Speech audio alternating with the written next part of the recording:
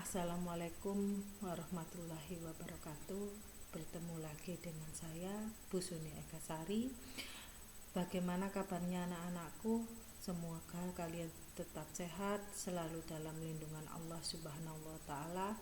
Tetap semangat dalam mengikuti pembelajaran daring bahasa Indonesia. Hari ini kita akan mempelajari tentang menyimpulkan isi berita. Kompetensi dasarnya menyimpulkan isi berita, membanggakan dan memotivasi yang dibaca dan yang didengar. Indikatornya menjawab pertanyaan tentang isi berita, menyimpulkan isi teks berita. Tujuan pembelajarannya, peserta didik menjawab pertanyaan tentang isi teks berita secara benar, menyimpulkan unsur-unsur berita secara benar.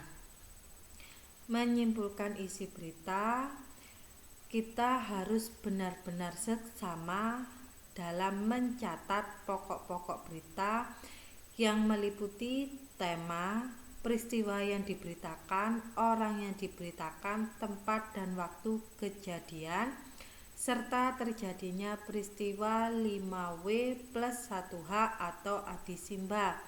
Jadi berita yang diberitakan itu harus mencatat pokok-pokoknya secara seksama yang meliputi 5W+1H atau adisimba.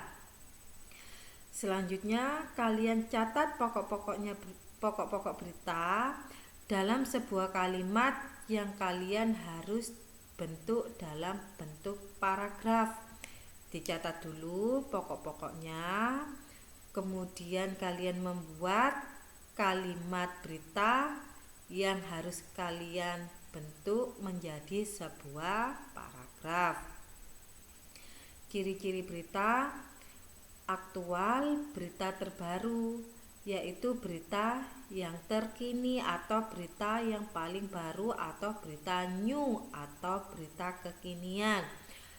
Faktual, informasi yang benar-benar terjadi yang bisa ditelusuri kebenarannya.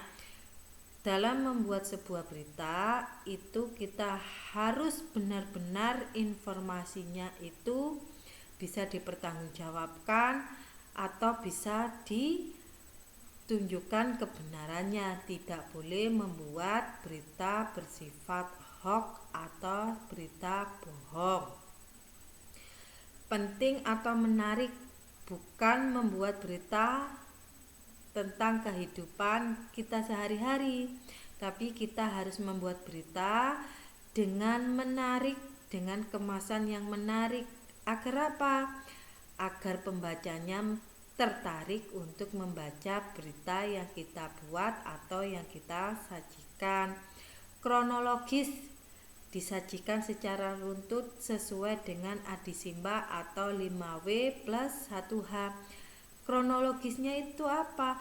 Kita harus benar-benar runtut, tidak boleh beritanya acak-acakan, tapi kita harus membuat berita sesuai dengan langkah-langkah 5W+1H atau sesuai dengan adisimba.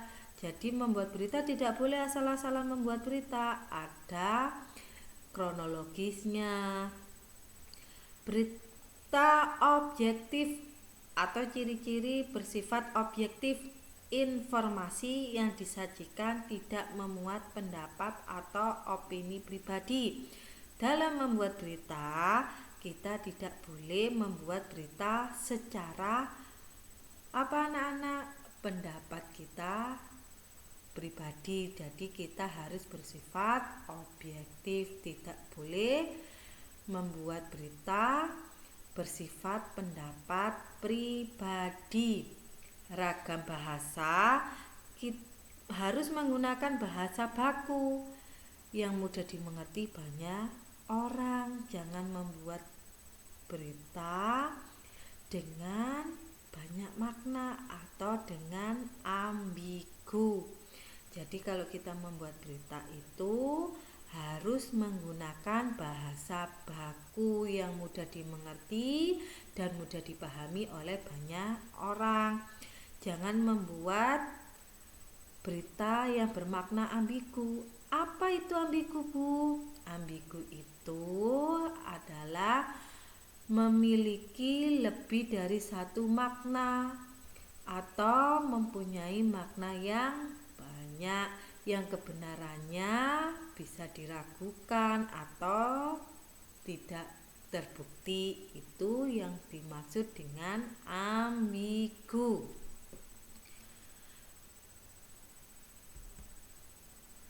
Struktur berita atau struktur kesimpulan teks berita. Yang pertama merupakan orientasi. Di sini orientasi merupakan pembukaan hal yang akan diberitakan. Bagian orientasi pada umumnya berada di awal, merupakan sebuah pengantar atau sebuah perkenalan atau sebuah pembukaan sebuah berita. Peristiwa merupakan tahapan inti dari sebuah berita yang meliputi 5W+1H atau adik simba. Peristiwa di sini itu sangat penting di bagian ini itu anak-anak. Dalam sebuah berita itu sangat penting. Karena apa? Karena di sini meliputi 5W+1H atau adik simba.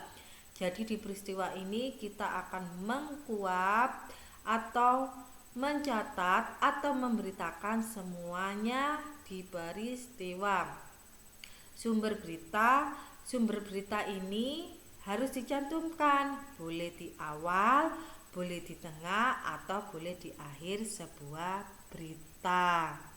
Oke anak-anak, demikian dulu yang bisa Bu Suni jelaskan. Semoga kalian paham dan mengerti. Jika kalian tidak paham dan kurang mengerti, silakan kalian tanya di kotak presentnya Bu Suni yang sudah ada di depan sendiri tadi di awal pengenalan. Ada tugas dari Bu Suni, silakan kalian kerjakan sambil kalian absen di pelajaran bahasa Indonesia. Adapun tugasnya nanti akan Bu Suni kirimkan ke grup wali kelas kalian. Kalian wajib mengirimkan absen dan wajib mengisi semua. Selamat mengerjakan tugas bahasa Indonesia. Jika kalian masih belum paham atau belum mengerti, bisa mengulang-ulang video yang Bu Suni kirimkan atau hubungi di kotak present yang Bu Suni sudah berikan. Kemarin Bu Suni juga sudah mengirimkan alamat emailnya Bu Suni. Kalau kalian kurang paham, silakan kirimkan email, nanti Bu Suni akan menjelaskan lagi secara jelas dan secara teliti. Demikian dulu akhir kata. Wassalamualaikum warahmatullahi wabarakatuh. Tetap semangat.